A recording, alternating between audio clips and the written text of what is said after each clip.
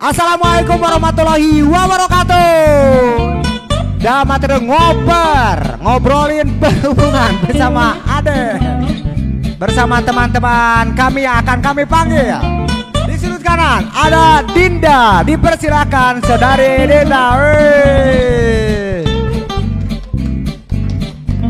Di sudut kanan di sudut kiri ada saudari Abdul. Saudara ya.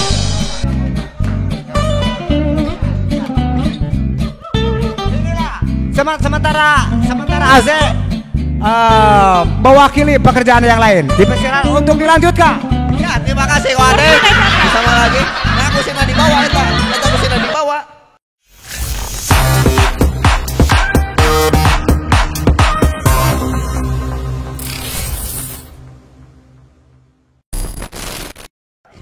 Sampurasun wagi Bandung. Kita berjumpa kembali di Ngobrolin perhubungan episode keempat.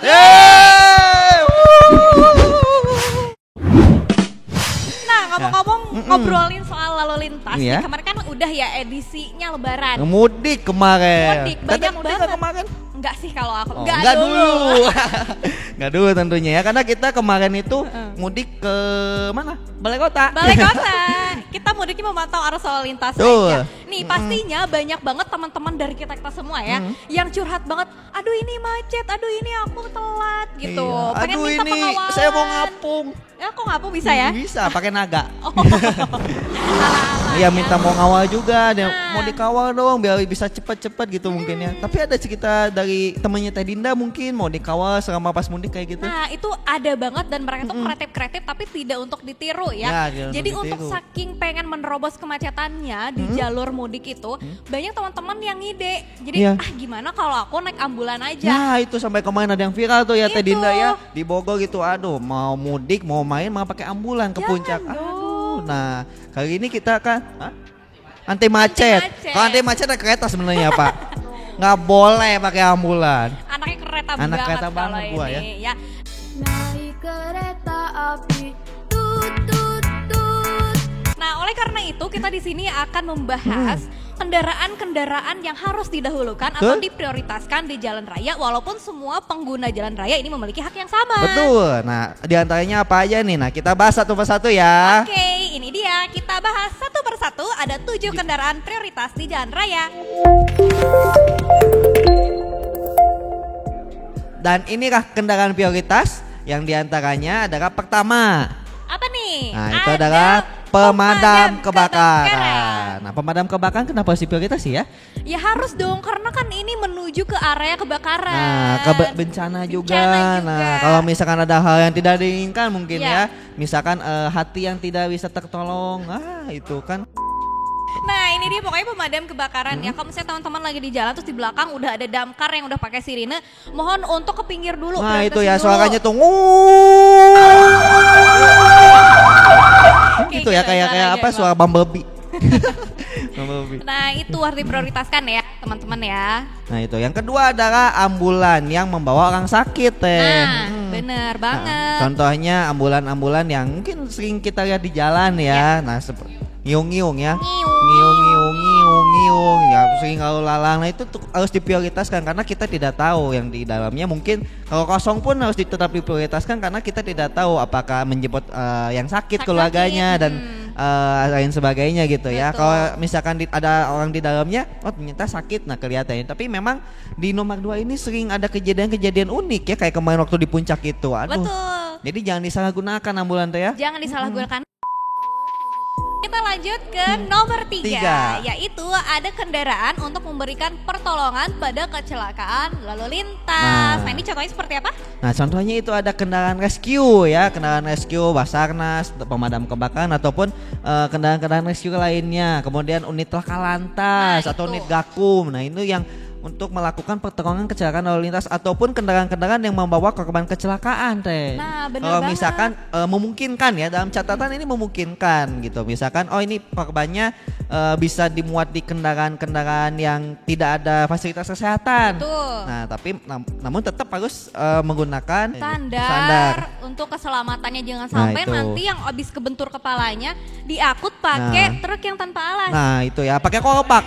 Gak dulu. Lama nyampainya Gak Bapak nggak dulu. pakai beca ya. Kita lanjut ke kendaraan Nomor nomor 4, 4. yaitu kendaraan pimpinan lembaga negara Republik Indonesia. Nah, diantaranya itu adalah presiden, Yap. wakil presiden, gubernur, wakil gubernur. Nah, Para yang paling menteri sering juga ya. paling menteri juga. Yang paling sering kalau di Bandung itu wali kota dan wakil wali kota tentunya ya. Betul. Oh, Nah, itu ya. ada juga ya Nah, itu untuk kendaraan-kendaraan prioritas pimpinan lembaga negara tentunya ya. Yap, ini termasuk ke poin nomor 5, yaitu kendaraan pimpinan pejabat negara asing. Nah, itu tadi Mimin Widya memprioritaskan kendaraan pimpinan negara asing ya. Betul sekali. Apa yang tadi akan teh wakil berkunjung. presiden Zimbabwe. Zimbabwe. Nah, itu dari Afrika ya. Betul. Jauh-jauh datang ke sekali. sini mau ke Bandung gitu ya. Nah, yang keenam apa Mimin Aga? Yang keenam adalah iring-iringan pengantar jenazah. Tapi ini harus kita garis bawahi juga ya, jangan sampai arogan. Nah, itu. Karena kalau udah arogan, nah nantinya jadi tidak respect. Ini sering terjadi di kalangan masyarakat ini ya. Jadi mentang-mentang iring-iringan jenazah diprioritaskan, jadinya pada arogan, nggak pakai helm bener gitu. banget. Terus ngibang-ngibangin bendera kuning gitu ya. Nah, itu janganlah ya. Iya. Jadi lebih baik untuk tetap tertib ya, dan juga misalnya sudah ada mobil jenazah ya iring-iringnya tetap tertib juga. Iya. Seperti itu. Urgent boleh, tapi jangan sampai membahayakan para pengguna jalan lain. Termasuk seperti Betul. tadi, misalnya kayak ngibarin bendera itu tangannya sampai ngebentang banget kan? Yang power ngebentang ya. gini gitu ya, Gini banget. kayak semapul gitu ya. Saya minta tolong kan, padahal aman-aman aja. Waduh, kan jadi ada yang Nah, jatuh. apa tuh yang jatuh? Nah, yang Kita lanjut yang ya. ketujuh atau yang terakhir ya, Apa itu? konvoy dan atau kendaraan untuk kepentingan tertentu menurut pertimbangan petugas kepolisian negara Republik Indonesia. Contohnya tahu nggak, Tendi? Nggak? Apa tuh? Mobil uang yang ngangkut uang. Oh iya bener-bener Nah, itu. itu uang. Nah, itu tuh. Nah, vaksin atau bahan-bahan yang berbahaya. Betul, Nah, bahan itu kimia juga yang termasuk yang senjata yang dari pindah tuh biasanya banyak Banyak tuh. banget. Heeh. Makanya banyak ya Teh Dinda ya. Banyak Tapi ada banget. catatannya tentunya. tuh? Kalau misalkan dikawal oleh kepolisian dan segala macam, kita harus tetap tertib juga Yap. gitu ya. Jangan sampai arogan seperti dengan jenazah. Seperti itu. Dan jangan juga ini masyarakat, kenapa yang nikah? Yang nikah. Kalau ada pertimbangan dari petugas kepolisian Iya. mungkin orangnya banyak gitu. Atau misalkan Pokoknya kayak begini, intinya jangan sampai dikawal sama masyarakat yang belum terlatih dan belum mengetahui peraturan lalu lintas. Nah, kembali ke Undang-Undang 22 tahun 2009 tentang lalu lintas angkutan jalan pasal 134 ayat 2. Nah, kita bahas nih bahwa yang disebutkan pada ayat 1 tadi ya, Betul. di bahwa pengguna jalan atau yang mendapatkan prioritas tetap harus dikawal oleh petugas kepolisian negara Republik Indonesia dan atau menggunakan isyarat lampu merah atau sirine dan sirine ya tentunya ya. Sirena. Nah, contohnya adalah misalkan ambulan nih dikawal sama petugas kepolisian, itu boleh. Boleh. Tapi kalau misalkan relawan yang ngawal-ngawal boleh nggak sih sebenarnya? Gak boleh sih, Nggak bahaya boleh ya, tahu. bahaya. Walaupun kita apresiasi ya Yap. teman-teman relawan ambulan yang suka melakukan pengawalan atau membantu ambulan Yap. gitu ya.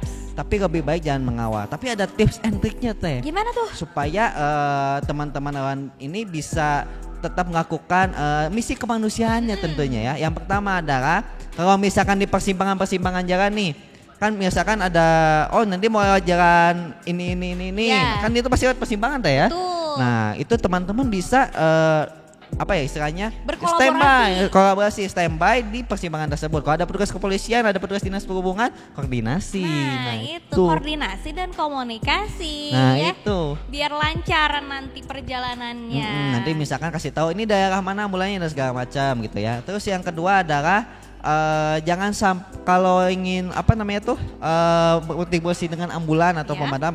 Nah, jangan sampai nanti kalau kita ngawal tuh ngagokan Nah, gitu itu. ya. Nah, lebih baik di standby-kan. Tadi udah di standby-kan nih Ya. persimpangan di mana-mana. Nah, nanti ada yang melakukan ini teh memantau. Nah, memantau kan misalkan ada grup WA ataupun ada grup apa gitu ya. Nah, itu bisa di log nanti dipantau. Jadi nanti udah ke sini nanti komunikasikan ke teman-temannya ataupun bisa lewat ATCS Kota Bandung. Nah, itu dia. Bisa DM-nya apa teh?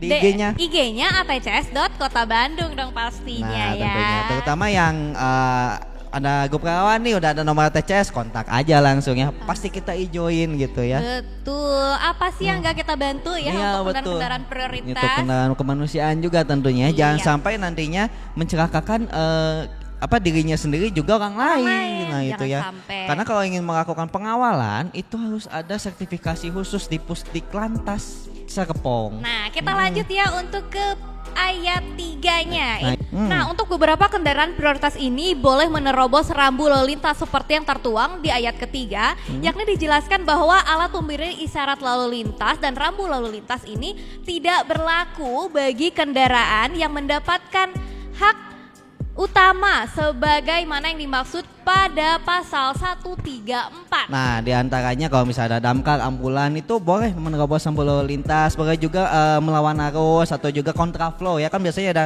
dilarang belok kanan, dilarang masuk. Nah, itu boleh teh. Boleh banget. Nah, jadi itu dia tadi 7 kendaraan prioritas yang kita sajikan di episode ngoper kali ini.